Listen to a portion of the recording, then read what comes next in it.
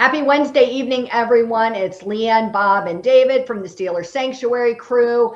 We are not living in our fears, but we are taking a look back at last week's Indianapolis game. We want to talk to you guys a little bit about where we saw positional grades fall and also maybe a little good, bad, and the ugly segment. I know everybody else is out there talking right now about Devontae Adams, and we promise not to overwhelm you with that talk. I don't know if I can personally do it again after Brandon Ayuk. I'm scarred.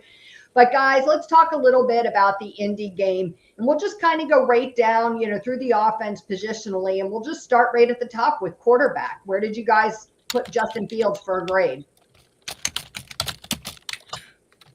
Well, I gave him a B plus. I would have given him an A. I think he had the one where somebody stepped on his foot and he kind of mishandled the snap, but it wasn't really a mishandle. It was just a kind of a botched handoff to Najee, but we didn't lose the ball. And then, it was, he admitted it was on him with the lifting his foot, although I think everybody was to blame. I thought Mason McCormick, chimed in pretty loudly that, hey, we all messed up. But otherwise, I think he's the first quarterback for the Steelers to throw for 300 yards and rush for 50 yards in a game. Since I think Ben may have done that once. It might have been the first time ever. I don't think we can discount just how lucky we are to have caught Justin Fields in this trade. Yeah. I think we need to end the Russell Wilson talk. Forget this silly stuff about not signing him. Get him get him signed, get him long term. He's our franchise guy. Yeah, for me personally, I gave him an A. I thought he was the offense. He was the main reason why they got back into that game and came back to almost tie it up. Yeah, we can talk about the botched snap, this fumble he had. When they do it in slow motion, you see that his knee was down. So technically that fumble shouldn't have happened, but these refs were awful, so I'm not surprised. But in the bad snap, as you said, Bob, literally it seemed like everybody had a fault in it between the O-line and him. But literally the guy had over 300 yards passing. He led them in rushing as well. The 3 touchdowns. He, to me, showed why he's a QB1. And it felt so good to see that he could do that. He could put that team on his back and will them back into the game. To me, was what solidified him as a QB1. Russell Wilson should just sit on the bench and get healthy the rest of the season. Yeah.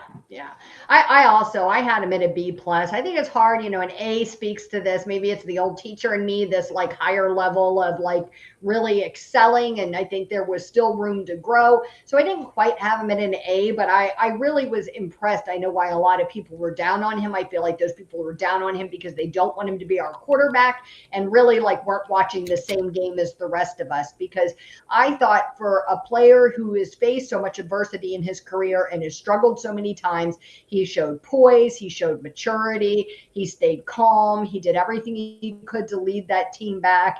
And I don't know what else you can ask for. After watching Kenny Pickett kind of frantically try to bring us back the past 2 years, that felt refreshing. It didn't feel panicky, and that was good. Right. Yeah. He had his best passer rating of the season, 104. Yeah. For anybody to say that he did bad, whatever. Right. There was mistakes, but sometimes really good quarterbacks have decent games and you still lose. You know what I mean? It's a team sport. So I don't think the loss is necessarily a reflection on what Justin Fields did on Sunday. So next up is running backs. Where do you guys have the running backs? Dave, you go first this time. I gave him a C. And honestly, the only reason why it was a C and not a D was because of Cordell Patterson. He had 6 carries, I believe, 43 yards. But the reason why it's C is because Najee had 13 carries for only 19 yards. He averaged 1.5 yards a carry. I just don't understand why CPAT did not have a hard time, but Najee did. It doesn't make sense to me. And that's why I gave him a C grade. He's supposed to be the starting running back, and he just struggled really bad in this game. And that was why I gave him a C grade. It was night and day between him and Cordell Patterson when they got the ball. Yeah, I'm going to go as C minus. I would give Patterson was an A. And I know Zach, who will be back with us later this week, he was skeptical of what Cordarrelle Patterson could bring to the table, but he was our best running back. And honestly, even though he only really carried it once, I thought Aaron Shampkin was more effective running the ball. I don't understand with Najee, and I like Najee, and I think I just don't. He just always picks the wrong hole. He seems to hesitate, and I don't know if it's left over from that 2021, 2022, just kind of running it into the line and there being nothing there. I still think he gets gun shy, although I think it helps him when a guy like Jalen or like Patterson is all of a sudden coming into the game and showing him, hey, look, boom, boom, boom, hit the hole and go. And Patterson was really good. I'm going to talk about it a little bit more in one of our other segments, but I was kind of disappointed. I will say this. The screen pass is the best run I've ever seen Najee Harris make. The one where he took the ball and he just got us in down into the scoring in a scoring position, and that was a great play. It was a great play. I don't know where that guy is between the tackles when they hand him the ball, but at least receiving, he looked really good. Yeah.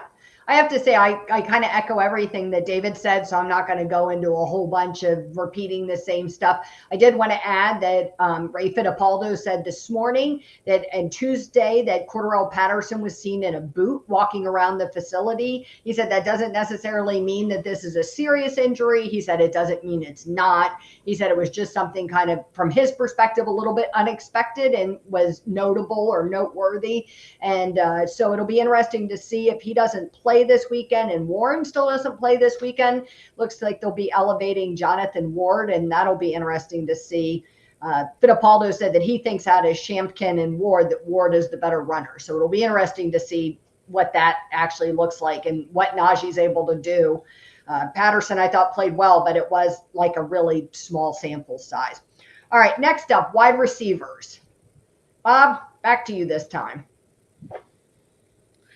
I struggled with this one because there were some really good moments from Pickens, but that fumble killed us.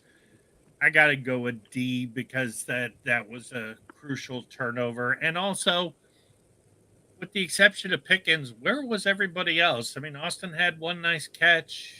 I didn't notice Scotty Miller at all. I don't even think he got a target. Saw Van Jefferson on the field. I don't know. I don't think the wide receivers, because of the fumble, had a great day. I probably would have given a C if he doesn't fumble the ball and we score, but I'm going D. Yeah, absolutely. I went D as well. I thought the only thing saving this from not being an F was Pickens, just because he had over 100-something yards.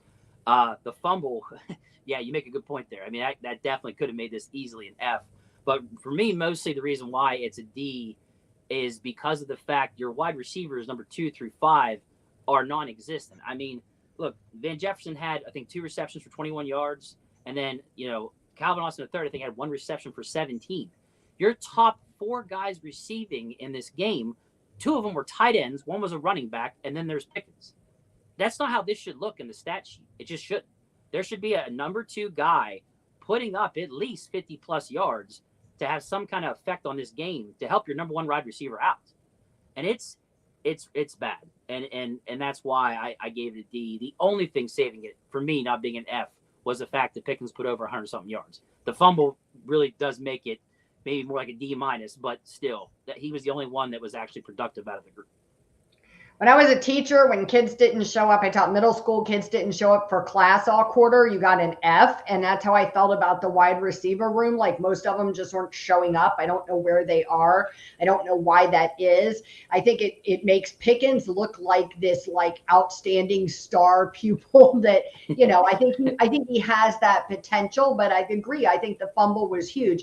I gave them a C-. And the only reason I gave them that little extra boost is because I thought Pickens bounced back from that fumble really nicely. I thought we saw some of that, maturity that the coaching staff has talked about that's developed in him between last season and this season. I think in other seasons, he would have been it would have caused a downward spiral for him and his attitude. And so I thought he bounced back nicely from that. And other than that, which I'm not discounting it at all, he had a solid day. On to our next big receiver group, our real second receiver. What about the tight ends? David? For me, I gave the tight ends a B. Again, like just to repeat this, they were top 2 out of the 4 receivers on the team. Pat Freiermuth had over 50 yards, doing what the number 2 wide receiver should be doing for this team. But for Darnell Washington to step up and make the plays that he made as well, it had me like begging for more with him. It was like, dude, get this guy more involved. So I thought that they actually did their job pretty well. So that's why I gave this group a B. Yeah, I'm actually going A on this. I mean, I'm sorry, 6'7", 280, you jump in the air and do a hurdle and accomplish it. I got to give that an A. And hey, welcome back, Pat Freiermuth, to the end zone. I mean, I thought he made some really tough catches throughout the game. There was, kind of like Pat always is, there was a catch or two you think he might have made or maybe should have made. But overall, I thought it was a really good day for the tight ends. And at this point, if these guys can continue to put up this kind of production, teams are going to be geared to stop those 2 guys. So if you could still give me 70, 80 yards and 5 or 6 catches and a touchdown, hey, we're not getting it from the wide receiver room. So I'm going A for those guys. Yeah. Kyle Brandt said it best on his Angry Run segment this week. He said, Darnell Washington, where have you been all my life? Why can your body do this? As he gave a rare tight end an Angry Run Scepter nomination. I thought that was amazing. So I agree. I think he freaking saves the day. The dude is awesome. Freiermuth looks more like Freiermuth that we expect him to look like. I was glad to see him get a touchdown. I gave the tight ends a B+. I thought it was a solid overall performance. I felt like something was missing, but I don't really know what it was. I couldn't quite put my finger on it. All right, now we start to go like, wah, wah, wah. What about the offensive line? I didn't think they played badly. I'm going to give them a C. There were times, I mean, there was the double barrel blitz. They didn't pick it up on the outside. I mean, I get it. A running back can only pick up one of those 2 guys. And I think Archuleta made a good point during the broadcast of, you cannot have 2 free rushers running at your quarterback and expect to have any success. And if I recall correctly, that's the play where Fields tried to scramble away and fumbled. I understand why, because they were trying to come back, but I think if the game had been a 1-score game, he might have just ate the ball there. But, overall, I like Mason McCormick. The running game, it's really hard to say they didn't perform when Cordarrelle Patterson comes out there and starts averaging 7 yards a carry and Najee can't get a yard. So I don't know at this point who I'm putting it on of why they can't accomplish. I'm hoping we get Jalen back sooner rather than later. And maybe we start to see if Jalen and Cordarrelle are like they have been over the past 2 years. Hey, when those guys are in the game, we're picking up yards, we're looking good. Then you've got to start to look at Najee and wonder, okay, what is it? What's wrong? For me personally, I gave them a D. They got dominated in the trenches in the early part of the game to the point where we can put a lot of it on Najee, but for it to be averaging 1.5 per carry, something was going wrong, not just with him. That's the way I look at there. It. Right. There was a lot of times where he was running into walls or they were just getting through. The penetration was just too much. They overwhelmed them, really, in the beginning. Excuse me. The costly penalties, like the penalty, I think it was Spencer Anderson and didn't Broderick Jones both have a costly penalty that hurt the team? And then you go into the whole bad botch snap thing as well with McCormick and Zach Frazier. Like for me, it was a D. The only thing that saved him was kind of what you said, Bob. Basically, it was they started opening it up for Cordell Patterson, or it just seemed like it all worked better with him in general. So that was why I gave him a D.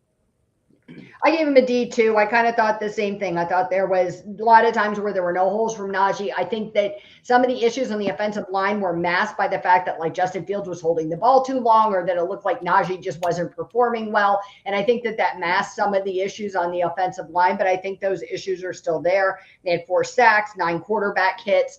even if you put 2 of those on Justin Fields, it's a lot between that, the penalties, the snap issues that are still continuing. When you think of it in the sense that we are a quarter of a way through the season, and these two have been there, center and quarterback, since the beginning. Do you know what I mean? You shouldn't still be having these kinds of mishandling of the ball. So that's concerning. So yeah, like you, I gave him a D. All right, let's switch over to the other side of the line in the trenches. How about the defensive line? Is it my turn? Yeah, you go first. Defensive line, I gave it a C. The same thing. They were getting dominated too in the beginning of the game. They were running all over the place, whether it was Richardson or Taylor. They couldn't stop it. And it was, it always starts with the D line to me when it comes to stopping the run, right? You don't want to let them be able to get that second level, but they struggled in the beginning. They could not stop it. They helped set up the pass to throw to Pittman, to throw to Josh Downs. It was just horrible in the beginning. And then they came back, in the second half. I think Cam had a sack. I think Ogunjobi had a half sack, and Adams maybe. But in that first half, it was really bad. And by the time they really started to shut it down, too little, too late. Too late. Yeah, I give it a C as well. I thought that it was a complete F minus for the first quarter and a half, but it sort of changed a little bit. I think they settled down, and this could also be Richardson left the game. But the RPO threat with Joe Flacco is about as serious as it was with Kenny Pickett. So they started to shut that down. I mean, they got off to a fast start, but then they came back. I thought, with the exception of one big run in the second half for Taylor, they did a good job. Hayward played really well in the second half. I think Keanu Benton, especially with him showing up on the injury report now with the ankle, he didn't play his best game. But now I almost wonder, okay, was it you were hurt, or you didn't play very well, or maybe just both? I expect more from Benton than that. I just I give it a C, but I'm grading on a curve. It's like an A minus in the second half and an F in the first quarter. I'm with you. I gave him a C too, just a C minus, just because I felt like Cam and Larry Ogunjobi kind of bounced back in the second half of that game, and that was worth something.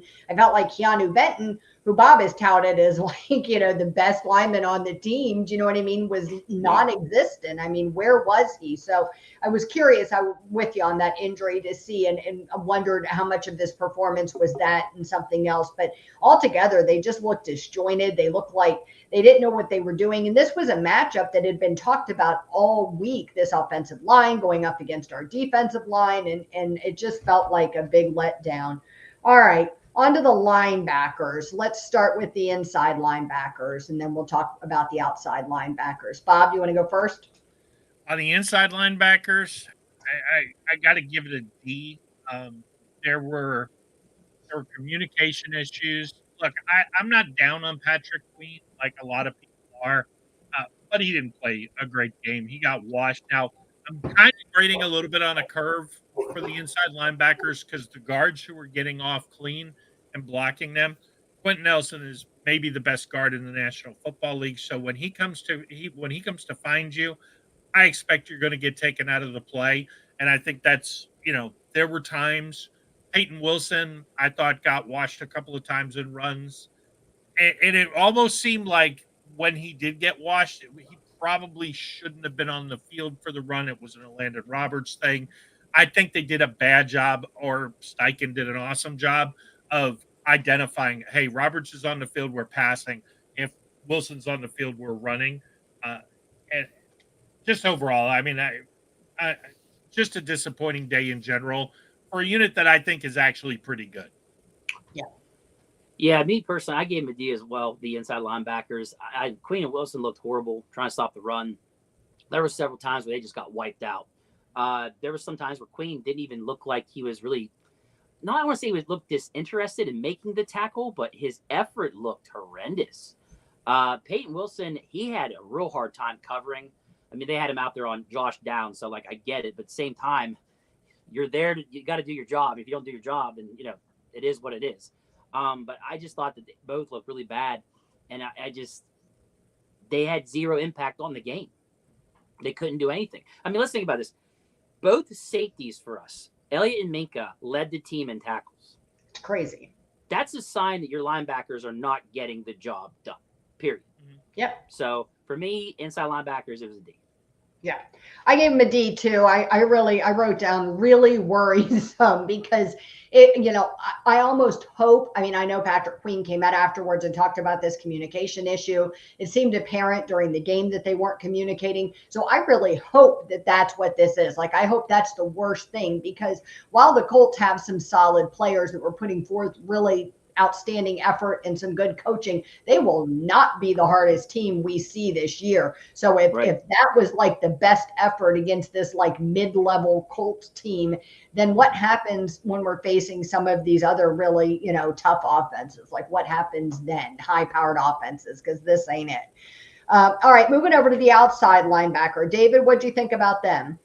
I gave them a C because, just to be honest, they didn't have any impact either. Like, I was looking for Herbig to really have a huge impact here because of what we've seen from him so far in little, examples. So we knew they were going to chip at TJ. We knew they were going to, the guy leads the league in getting chipped, per PFF or whatever. So, but Herbig didn't do much. I think he had one quarterback pressure. Yeah. And it was on the sack by, I think, either by Cam or Ogunjobi. And that was it. There was nothing else. And then TJ, I get it. You're dealing with 2 or 3 guys. You're getting held like crazy, but he still always has impact some form or fashion in the game, and it was non-existent. It was really reminiscent of that Houston Texans games last year, where they took him completely out of the game. And to the Colts' credit, they did the same here. Yeah, I agree. I'm giving him a C minus. I don't think TJ played terrible. I mean, everybody's seen the stuff on social media. Was he getting held? He always gets held. I mean, maybe it was a little more egregious this week than last. Herbig, I didn't think played very well in the first half, but that sack was big, and it only happened because of him. When he came off, he pushed Flacco up into Cam. So for that reason, I'll give him a C minus. Yeah. I thought Leeann played pretty good against the run, and as the game wore on. Now, Nick Herbig's another guy who's on the injury report, so I got to look at it and say, okay, well, especially with an ankle, is it because he twisted an ankle on the turf early and wasn't as effective? He didn't look as fast as he usually looks, and I think they made the point last week. He's like almost 0.2 of a second faster than anybody in the NFL off the snap. Yeah, we talked about that speed breakdown on his show. We read those numbers, and it's remarkable how fast he is. So, yeah, I really felt like he was a non-factor, and I was surprised to see him on the injury report, and then maybe a little bit relieved. Not that I want him injured, but at least it wasn't just that he was terrible in the game. So I'm hoping it was just something minor, and he'll be back, and he'll be ready to go, because he has really got a great and large opportunity while Highsmith is injured to be able to make an impact. And it seemed last week, by all accounts, that was what was coming, and then it didn't. Okay, so let's close out the positions talking about the DBs. I kind of lumped them together. So what did you guys think? David, you want to go first on these? Yeah, I can go first. It's fine. I'm going to go C here because I feel like the safeties save the corners with the grade, if that makes sense. As far as just getting to the corners, Dante Jackson I thought was fine, but Porter struggled. This was the first game where we could really say he actually struggled a lot. He struggled covering Pittman, covering Josh Downs. He had the penalty because he couldn't keep up with them. Dropped an interception. Dropped the interception. It would have been a huge interception. Technically, almost twice, I think he should have had an interception, right? On that first play of Pittman and then in the end zone. So, my guy just did not have a good game. He didn't step up and make the play when they needed him to. So, I mean, and then Beanie Bishop, he had that, didn't he have a sack, right, on the blitz? But in coverage, he's still kind of an issue a little bit for me. He didn't keep up with his guy. He didn't release him into the other part of the zone to stay in his area and gave up that touchdown to the tight end for the Colts. I don't know if you guys saw that footage or not, but I mean, it shows him not release his guy and maintain his zone discipline to stay in that spot, and opened it wide open for the tight end to walk right into the end zone. And these are the kind of mistakes that Rookies got to learn. You see Edmonds come over and talk to him afterwards, like, "Hey, man, Yeah. like you kind of screwed that up," and he really did. So it's one thing, he's great off the edge blitzing, but like at the same time, man, he's got to get better with his coverage. I think, and I think Terrell Edmonds, if they're not auditioning him to take that nickel back, is that ideal? No, Edmonds is about speed wise. At least he's a bigger, more experienced guy. I think I'd rather see him in the nickel a little more starting next week. But who knows? Overall, I'm going to give him. I'm going to give him a D plus because I thought Porter had his worst game of the year. I don't think that'll haunt him. Every cornerback at some point gets toasted, so it's just a matter of how he rebounds and plays next week.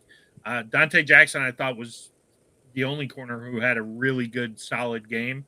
And yeah, I agree with David. Minka and Deshaun Elliott were fantastic, and it's probably the only reason the defense was in the game late in the game when they came up with some key stops. Elliott had 12 total tackles, and Minka, I think, had 9.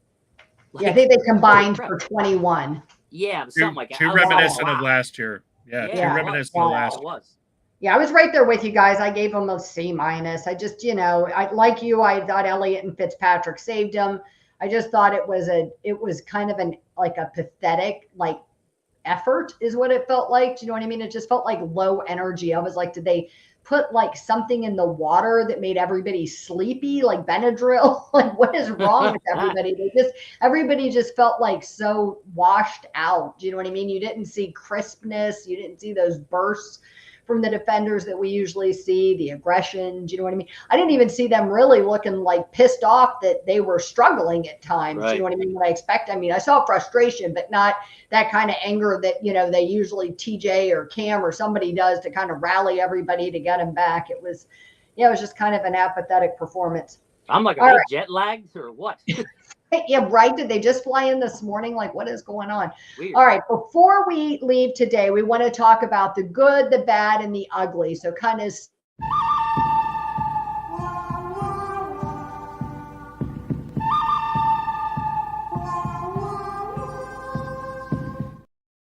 Sorry, Leann, I didn't mean to cut you off. That's okay. I'm used to it. So let's go with, do we want to go with our goods first, or do we want to each do our 3 at once? What do you think? I said let's go 3 at once. All right, let's go 3 at once. Go ahead, Bob.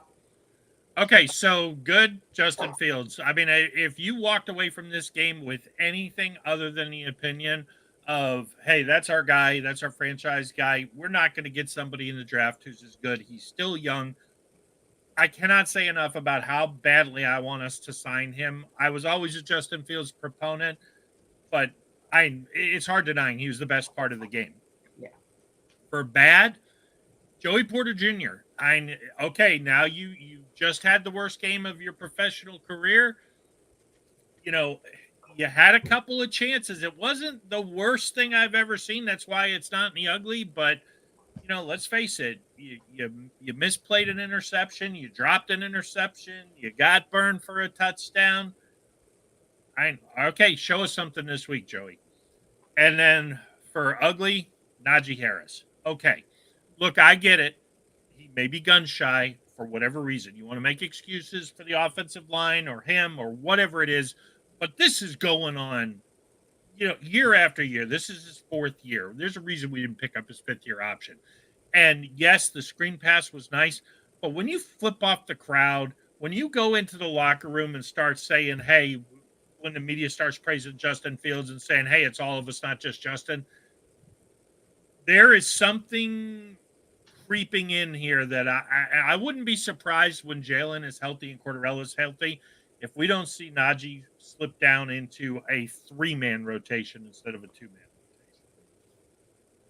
Wow. That's what I got. For me, my good was also Justin Fields. Look, again, this guy established himself as a QB1 as far as I'm concerned. Over 300 yards passing, over 50 yards rushing. He led them in both categories. And that's pretty good. Also, this guy is now got better stats than Patrick Mahomes. Just to give you an idea of how good this guy's doing. He might be top 5 rated quarterback in the league as we speak now after this game. I saw a stat somewhere showing he was top 5. Also in fantasy, he's top 5 in points for all my fantasy football guys out there. So just to give you an idea of how good it was with Justin Fields. The bad was definitely for me the linebackers not having any impact on this game, whether it be the inside linebackers, the outside linebackers. They were just horrible across the board, really, honestly. So for me, that was the bad. But the ugly is the same ugly as every fucking game, and that is the wide receivers for me. The number 2 through 5 have zero impact on this team on offense. They do nothing. It's always got to be George Pickens carrying the wide receiver group on his back, and it's ugly. When you're top 4 receivers in a game are your number 1, then the running back and 2 tight ends, that's an issue. It's an issue. My good, like you guys, was Justin Fields. I can't say enough about him. I really wasn't sold on Justin Fields coming to the Steelers. I'm always going to cheer for whoever's dressed in black and gold. So I'm never a hater about stuff. But at this point, I'm ready to trade Russell Wilson for some kind of wide receiver. And let's bring Ryan Tannehill on board. I think that makes a lot of sense. He knows the offense. What do we need Russell Wilson for? My bad is the offensive line. I felt like whatever was going on there with those miscommunications, they own a part of that. I feel like they've struggled. I know that they're young. I know that they're injured. I understand all of these things are happening. But, Mike Tomlin always talks about the next man up and not, making those excuses. And you're only as good as your weakest player. So we need them to figure out whatever those issues are that are going on there. I think that some of what went on with the running game was on them. I think some of what went wrong in the passing game was on them. And I think that some of those snap issues, I think Justin Fields was a leader and stood up and took the hit for that. And I think it was on Zach Frazier. As far as the ugly to the linebackers collectively as a group, inside, outside, all around, I felt like we pay so much money for this defense. TJ Watt is supposed to be this freakish alien from another planet. I understand he was held the entire game, but like Bob said, he's held every game and he still manages to make an impact. It was like he was non-existent. I know that everybody's going to have a bad game, but it felt like the entire linebacker room was having a bad game all at once. So it was super frustrating. Any parting words, guys? Any thoughts on Davante Adams? I don't know. Are we ready to go through the Brandon Ayuk drama? And let's face it, Davante Adams is still probably one of the top 5 wide receivers in the league. And all right, let's say this without going into the saga at length, because I'm sure we'll talk about it on our next show. What do you think is the percentage chance that we will work something out with Davante Adams? David? I'm going to go, we have a 30% chance of getting him. Bob? 5.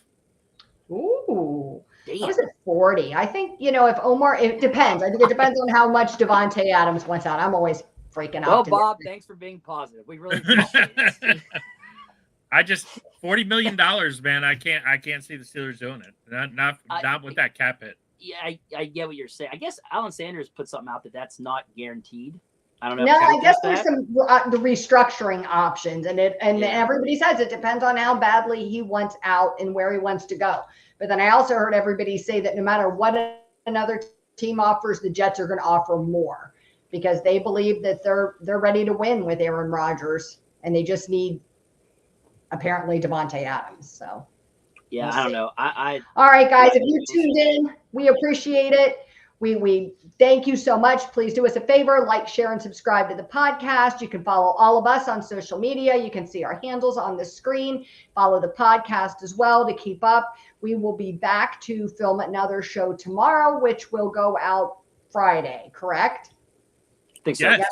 Yep, as we prep for the Dallas Cowboys game this weekend. Thank you all. Take care.